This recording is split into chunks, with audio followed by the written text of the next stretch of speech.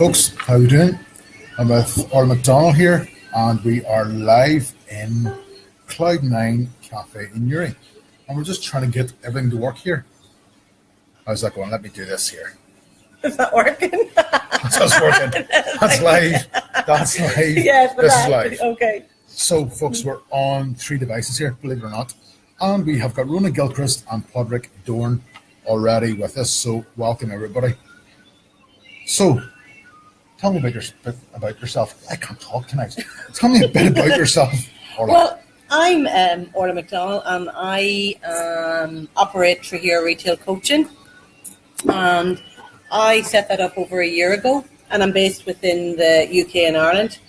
I currently work out of Dundalk, but I have lived in many areas in both the north and in London over the last number of years. I moved home a few years ago. And what took you to come back home? Children. We were living here near Armagh at the time, and I was working in Belfast, and my husband was working down south. And when the kids got sick, the creche wouldn't take them, and there was no support network. Okay. So we moved home because my husband's from there as well. So retail's the background? Retail's the background. I've over 30 years experience in retail.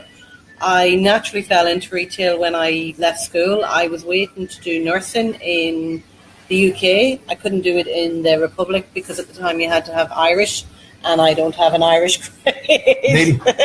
No, I know that bit. So, yes. Can I talk to? How are you? Talking to my August to him. So, no, you're losing me now. Okay. So, as I was waiting to get nursing, I got a job in retail, and I just fell in love with it, and it became my passion for the last 30 years. So, what's the passion? Why retail? What did it click with you in particular?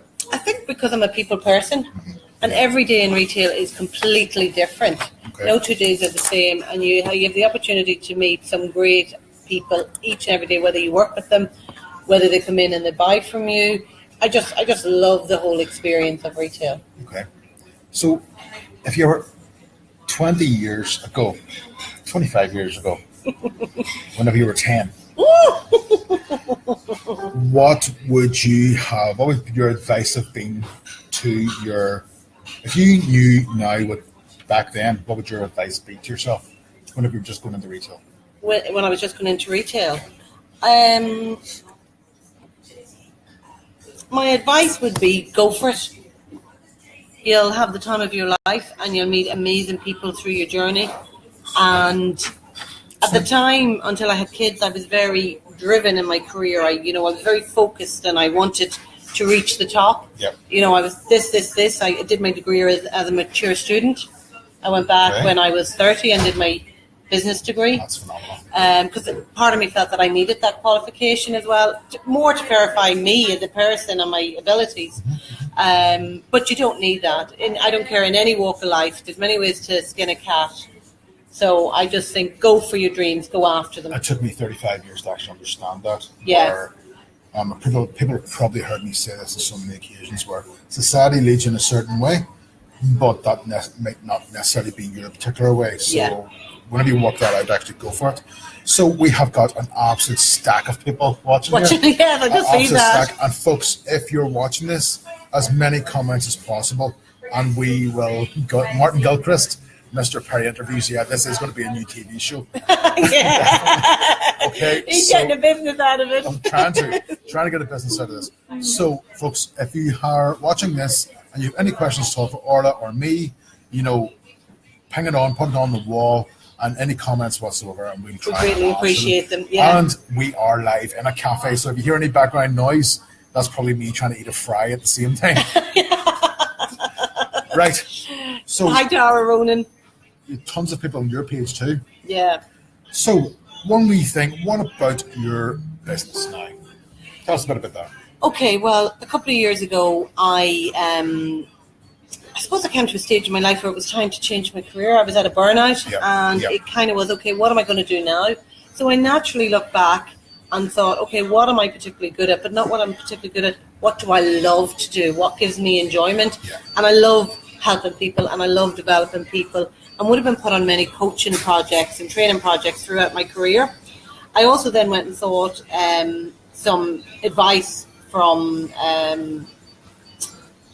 some mentorship. Not even mentorship. These people were therapists, as in they were personality things. What would best suit me in my personality? Have you ever done the Enneagram? Yeah, I've done the Enneagram, I've done the Myers-Briggs. I haven't done it yet, but we'll try. I've done inner child, and the therapist who does that is Pat Wyman, and she was over from America. So I actually had a one-to-one with her to understand what would be the best for me to do. So I ended up then going back and requalifying as life and executive coach and mentor. So it took me over a year between doing them and the assignments and everything like that. And then I set up my own business towards the end of 2016. And what was the key challenge in setting up that business, do you think? Oh my God, yes. I suppose the naivety of myself. You kind of thought, okay, right, that's it. You got your website, you did all this, you would just open the doors and everybody would come. Yeah. And it doesn't work that way. And it took me a good couple of months to really get an understanding of how powerful network is. Because, people buy from people they know, like, and trust. And as a result of that, I've actually set up, I'm part of two people, myself and Caroline Courtney, who set up Northeast Business Academy for the Northeast area of Ireland, which basically is a networking group that meets on a Tuesday morning, that every second Tuesday, but the emphasis is on networking, but also on learning and development of the people within it. Because what I've found is so many small businesses form and they're missing certain skills. Like I've had to learn social media. I've had to learn different things that I didn't have when I set this business. Exactly the same. Yeah. Exactly the same. So we try to focus on those things that small businesses need to know about. The one thing that blocked me at the very, very start, Orla, is me. Oh, yes. Oh, big time. Yeah. And the perfectionist in me, where everything has to, every single hurdle has to be overcome, where everything has to be lined up. And it doesn't work like that. And I'm actually still constantly reminding myself about that. And, the journey is brilliant because you're learning about so many things. Social media, sales, marketing, building a network, building a personal brand, which is definitely sort of kicking off for me now. So I think as well, the thing was learning to ask for help. Oh, yeah. I think, you don't have to go it alone. And I think people forget that. And people are very hesitant about asking for help. But I have found when I've asked for help, like someone might not be able to help me, but they'll know someone who can help me, but they're very willing to help. There's so many really, really helpful people out there. And as you quite rightly say, it's all about just asking that question. Yeah. Let's just give a couple of shouts out here. Turan, how are you? Collie Graham, am I in the right place? You most certainly are, Collie. I don't think I'm in the right place, but you most certainly are. And there's a host of other people who joined as well. Yeah. Okay, so here's one for you. What's your priorities over the next 12 months? Okay, well, I have a lot going on at the moment. Yesterday, I just completed a retreat as part of my I Say Yes, okay? So I now say I Say Yes, and this is my second I Say Yes, as last week we said this. Yeah. So my yoga teacher in December asked me would I help her organise a one-day retreat, which we did, which was a mixture of yoga, visualization, meditation, and goal setting, which we did yesterday in the lovely scenic village of Carlingford. Lovely spot. So it was totally booked out. So fantastic. The next thing that I have is I have my rapid retail results workshop taking place in Derry. Tell everybody about that. That's on Thursday, the 8th of February, and it's a half-day workshop designed for retailers to take time out of their business to actually sit down and work on their business. They'll walk away with a clear action plan to just ready to implement. Okay. So we will identify who their ideal customer is. And the beauty of identifying who your ideal customer is, it then focuses all your marketing. Every decision that you make will be centered around that customer. Yeah. It will also look at goals that they need to set. It will look at what areas in their businesses need attention and what is working for them, and then how to make them work better for them. And maybe in some case it might be creating some time for the retailer themselves. The point you made about the ideal customer is absolutely amazing. I have an ideal customer and he's called Will. Okay. Right? And based on a true client of mine, but very much in terms of now a fictitious character, right? Yeah. So I have actually sat down and go, right, okay, what does Will want from me? So does that mean motivation? Does that mean looking at his mindset? Does that mean study technique, exam technique, whatever that is, past paper meeting? Who have we got here? Martin Gilchrist. Here's a question for you from Martin. Oh God, okay. Orla, if you had to pick one person, who's the most important person to your business apart from yourself? Who is it? My husband. Why? Well, because without his support, I wouldn't be able to do this. Very good. You know, he's totally there behind me. He's totally supporting me. And honestly, I could not do it without him. It's a team effort. Here's a bit of praise for you. Yes, Tara. Thank you, Tara. Tara Morgan, Orla, you're an amazing manager, coach and mentor. You'll be amazing at whatever you do. Thank you, Tara. Don't be blushing now. I know. Tara, I used to work with Tara a few years ago, and she's very, very good.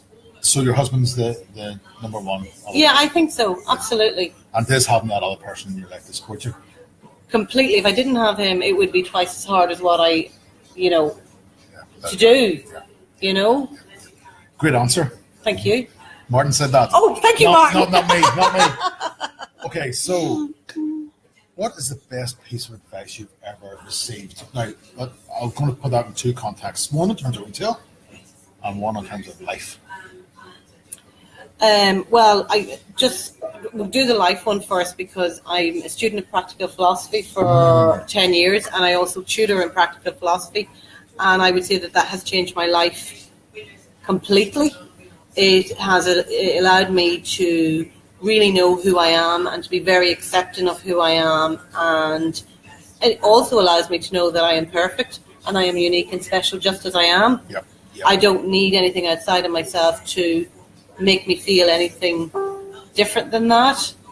So I would say in terms of on life, it's very hard, but if you can reframe your thoughts, it's really don't worry about what anybody else thinks. And I've spent a lot of work on being able to reframe my thoughts, and it makes all the difference. And I would also say put out positivity out there. We're very good at expecting negativity, and I do think it's very much an Irish thing. It's very much a cultural thing, yeah. But as I say to people, you buy something in the shop and it's faulty, and you automatically think, I'm going to argue with them when I go back. If they dare say to me, that's not faulty, I'm going to do this, we expect it. So I think if you can just project that positivity out there and actually expect the best, you know what? You actually receive the best. It's putting out, what you put out, you receive back, isn't it? Absolutely. I totally believe that. And in retail, I suppose one thing that I'd say about retail is going through, as we all know, anybody in retail, it's going through huge changes at the moment. But I see that as a huge opportunity because we're very sociable people and we buy from people. And we need that social element. So is there change in retail, you mean online? Or is it reverting back to going to the shop to talk to someone?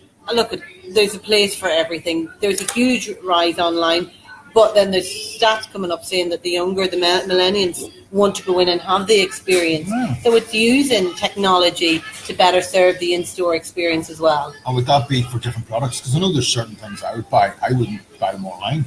I'll have to go and see them first. Absolutely, but you've got to think you're of a different generation. You know what I mean? And you have to work with that. Going back to the philosophy bit. Yeah. Who's your favourite philosopher? Oh my God, no. I don't know. That's a very deep question, isn't it? It is. I mean, I'm so open to different books that I've read that I absolutely love, that have changed my life. I mean, we were talking about the 4 Agreements last week. I still have to read that. Yeah, and it's absolutely fabulous. I mean, I've read... Oh my God, I don't know. A lot of the philosophy brings in a lot of leaders. Not even leaders, I'm trying to think from the East. Yes. I mean, obviously we touch on Plato and all those and Socrates and all those kind of things, but a lot of them would be, Osho's a good one. Have you ever came across him? Yeah, and we'd use a lot of material from the Bhagavad Gita and the Upanishads and different things like that. So there's a lot of, I just think a lot of the things that I got from philosophy, which are little nuggets, which I think are absolutely fantastic, is what is the need now? Yeah. What would the wise man or wise woman do in any situation? If you can just pause that 1 minute, but no, not even 1 minute, 1 second before reacting, it actually changes your response and the situation turns out completely different. So it is that thing, you count to 5 once you make a decision. If you can just say, what would the wise man or woman do? I wish the hell I'd done so many times. Do you know what I just want to say? I had the retreat yesterday and we had 20 people in the room. And at the beginning of the session, I said to them, take 30 seconds and write down 3 goals that you want to work on this year. And they wrote it down. And then when I went through the whole process of using tools and techniques that we do to establish, every one of them, bar one, was the exact same 3 goals that they wrote down really quickly at the beginning. So you actually know yourself what you want to do. Here's one thing, and for the guys who are watching, I can't believe the amount of people. It's actually stacks of people watching. It's fantastic. Yes, I see. And thanks everybody for Absolutely. watching.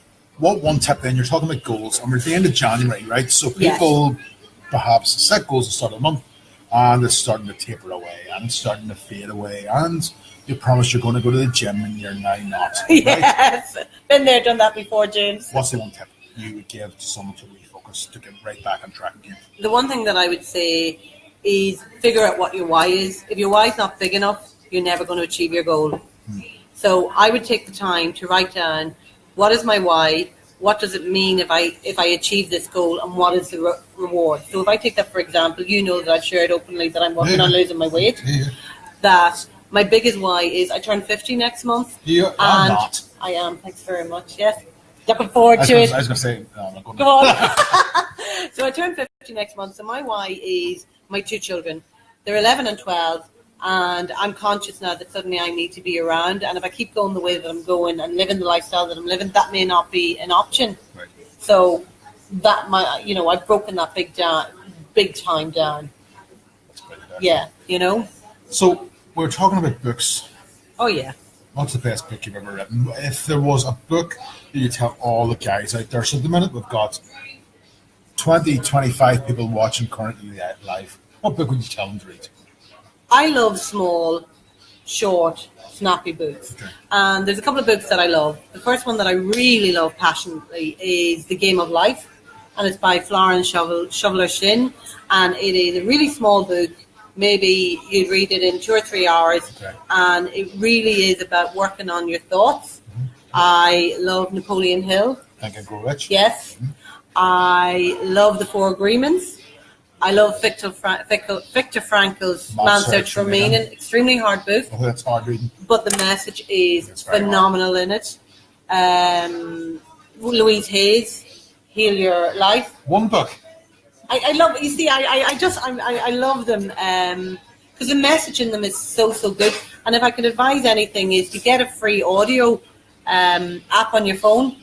And instead of listening to the rubbish in the car of music or of news, especially, because I don't agree with watching the news or reading newspapers, and actually listen to that. Yeah. Like last week, I was a bit in a downer on Monday, and I took the dog for a walk, popped my ears in, listened to The Game of Life, and my mood just changed. I'm very passionate about good company as well. Oh, you're the average of the 5 people you surround yourself with. Completely. But even books, even programs, no matter, it should all be good company.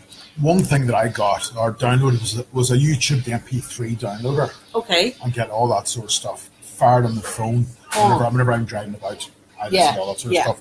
It's like it's a bit of a weird way of putting it, but the car's now like a mobile library. It's a bit crazy. Right. So, Orla, walk us through a typical day in the life of Orla McDonnell. Oh my God! Now that's we'll start with tomorrow, maybe, will we? Well, okay. What's the plan for tomorrow? Tomorrow I'll get up before 6, and I will get the kids' lunch ready, and I will then go to my yoga practice at 7 in the morning. I'll then be back for after 8:30, and just that tomorrow is a bit unusual because my mum's actually in a hospital at the moment. I'll have to go and visit her, but it will be time spent in the morning working on a workshop that I have coming up. Okay. And it will be time working on stuff that I didn't get done today, actually. Would you believe that? You're so goal-driven. I am, but I have to react to what's going on in my life. Right. And then I suppose I'll take some time out to visit my mum, but at the end, when I come back, then it will be, I have a client meeting in the afternoon, and then I have a couple of business emails I need to chase up, and then it's practical philosophy tomorrow night. Where's that place? But that's in Dundalk, and that's from 7:30 till about 10. So then I'll be home at 10:30. So my days can be quite long. So you're stressed out. You have a long day. Oh, no, don't say stressed out. Yeah. If you do, how do you de-stress? Because you know what it's like. I've been there. We've all probably been there. Everybody's there. You have a really, really crap day. Okay. How do you get around that? Okay, well, I suppose the one thing I didn't say, because tomorrow I do yoga as well, but I believe the first thing is set your day out. So I believe in it like a power hour. I think you need to get up early in the morning. Your first hour of the day should be where you, you set yourself up for the day. So for me personally, my power hour is meditation. Yep. It is gratitude. Yep. And it would be some exercise. Okay, so that would be the first thing, and that sets me up for the day. The second thing is I learned the lesson in London many years ago. At the time, it was British Rail, for anybody who is old enough to remember. But when you were on a train in London, and if it stopped for whatever reason, or a tube, very often because some poor unfortunate tried to kill themselves, you couldn't go anywhere, and people would be huffing and puffing and stressing and all that kind of stuff. And I learned very quickly on, well, what can you do? Just accept where you are now, and then, just continue on, because you're where you're meant to be at this moment in time. One of the best bits of advice I ever got, that's whenever you get so much wrapped up in your head. Yeah. And being the perfectionist that I am, not as much, thankfully, but I tend to get wrapped up in my head, right? Mm-hmm. Everybody is. But that's saying it is what it is. Mm-hmm. It is what it is. That's seriously powerful. Like. It is. And if you can stand back and go, it is what it is, I'm not going to wreck my head. It's so powerful not to absolutely blow your top. Yeah, and I always say to myself, I believe in divine timing, and I believe where you are right now is where you're meant to be. And if you were 2 seconds, there's an ad on TV, I don't know if you see it, the anatomy of a split second. Yeah. And if people just thought more about that instead of getting all hot-headed, and whatever comes out of your mouth is all about you. See the road rage and all that goes on, that's because they've left themselves too short for their journey, and they've met traffic or whatever that looks like. So what I would say is just accept where you are right now, and then do whatever you can to improve the situation. Right, we've got a couple of minutes to go. So if anybody has got questions for Orla, whether it be in terms of life coaching, retail, or whatever that may be, or her course that's upcoming, what date's that, Orla? Well, the first one, the rapid retail result in Derry is on Thursday, the 8th of February. And the other reason, I used to live in Derry for a few years as well, so that's the reason why I'm going back. And then I'll have a vision board workshop the end of February, the 25th of February, for anybody who really wants to take their goals. There's actually tools and techniques to help you achieve your goals a lot faster. Okay. And one of them is through visualization and creating a vision board. So I've got that going on the 25th of February. I'm starting to believe in that visualization process. Oh, yeah, massive. There's a guy, he's on, hello, Gavin Wall. He's on LinkedIn. He's a friend of mine. I've met him a number of times. Done a fantastic post on LinkedIn during the visualization and how it's working for him. But whenever you actually look at people like Conor McGregor, he uses it all the time. Oh, sure, he visualized with the UFC belt before he even started the UFC. Yeah. So, there's something different. So, but there's not even that. Jim Carrey, I actually showed a video on YouTube of him using visualization. Katy Perry, Ellen, and Oprah are all massive fans. So, you're in good company. Yeah. But it's definitely trying to reprogram that subconscious into, what is the reticular activation system in your subconscious, that once you visualize a goal, it programs it in your subconscious and it goes for it. Do you know what, James? What I'm going to say to you is your mind, your conscious mind is that size, right? So it's around 7%, and your subconscious mind is about 93%. Okay. So that's how much power and control that you have over your actual mind. But we forget, we think the mind is in control. The mind isn't. It's a subconscious. Yeah, and you need to, put those visions in your head, and you need to be actively seeing them. And again, sorry, I had this with someone yesterday because they said to me, I've got the check up there. And I said, right, well, do you look at the check every day? Oh, no, she said. And I said, right, okay. And she said, I'm doing all the positivity. You can do all the positivity you like. This is what came out of The Secret many years ago, was I know what you're going to say. Yeah, was the positivity. But it's not about that. You have to look at the situation and your situation and say, okay, what is positive about this situation that I'm in? Do you know what I mean? We discussed this. And the other thing that I think the secret tended to miss was you take a finger out of your arse and go and do something. Oh, you have to do the work. Completely. Yeah. You can't lie in bed all day and say, woo. It doesn't work. Completely. So, last couple of minutes, as I say, folks, put up those final questions. And thanks everybody for watching. I can't believe the response. Absolutely great. Yes, thank you so much. So, the last question, this is a bit of a humdinger. Thanks. You didn't give me any preparation for this whatsoever. This is supposed to be ad hoc. It is ad hoc. This is supposed to be you. And plus, anyway. If you could, what was the last time you changed your mind? Okay, on an important issue. Will it be business, personal, whatever? I don't know. I'm going to have to think about this. I try to feel the fear and do it anyway. So when the fear comes in, it's a great book about that too. Yes, Susan Jeffer. I read that too. Yeah. The seven highly effective habits. Stephen Covey, read that. And The Road Less Traveled. Look, there's many books. We sit here and talk about books all night. There's nothing that stands out for me because once I make a decision and I make it from the gut, that's a hell of a point. Yeah, I have to just hold the fear and go with it. Your gut's wiser than the mind? In my experience, absolutely, yeah.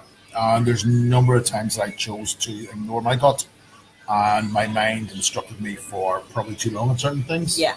Big time. Yeah. Where I'm sort of gut reactions and I try to become like that quicker. Yeah, and do that 3-second rule. Because, what I find is you make the decision right, and then you go, oh, I can't do that. Well, what if I do that? People will think I'm silly. Oh, what if I do that? No, I'm not able to do that. How could I possibly think I could? And then all those thoughts come in, and they grow arms and they grow legs, and they're inside your head. You've got to come outside your head. It's a self-deprecation of yourself. Yeah. Completely. And like you said, that's a huge Irish trait. It's a huge trait of us. You can't sort of go bumming yourself up. You can't go above your station. The big thing, excuse me, is that if someone asked me what a goal of mine was 2 years ago, would I have ever mentioned money? Never. Yeah. See now? Because it was the embarrassment. You weren't allowed to. Yeah. But that's the condition. That's the sort of thing. But the thing about Irish there, what you say is like, I don't know, but the way I grew up was, would you look at your one down the street, like, who the hell does she think she is? Look at that fella driving me BMW. What the hell's he done? Absolutely. Rather than wishing them well and saying, look, good on them. Well done. So, sorry for throwing that bit of a nasty out. Why not? The last half an hour has been quite nasty, hasn't it? Thank you, Jason. Hi, Angela. So. Always a breath of fresh air, Orla. Of course. So, we're going to round up now. Okay. And that was the quickest half hour ever. Was it? Yes. And I would say to anybody up there, say yes. Indeed. Is that the ultimate bit of advice? Yes, that's my mantra. So, folks, if you want to check out more about Orla, check out the description there in the Facebook Live feed. Check out the event as well up in Derry. And will you be holding more around? Oh, well, yes. I held it last year in Dundalk with the local enterprise office. So they're planned in for the next quarter. Okay. So that's part of my priorities for this year. There you go. So there's going to be plenty of events and things on the go as well. So thank you very much. Thanks for all the comments and for everybody joining. It's been great. Yes, absolutely. I really appreciate it. And thank you. That's quick crack. And thanks you, James Perry, for all your lovely questions and for actually somebody said there it's going to be called Perry TV from now on. Listen, I think so. Watch out. Beatles about. Yeah. Folks, all the best. Have a great night. I will see you soon. Yeah, thank you. Bye-bye.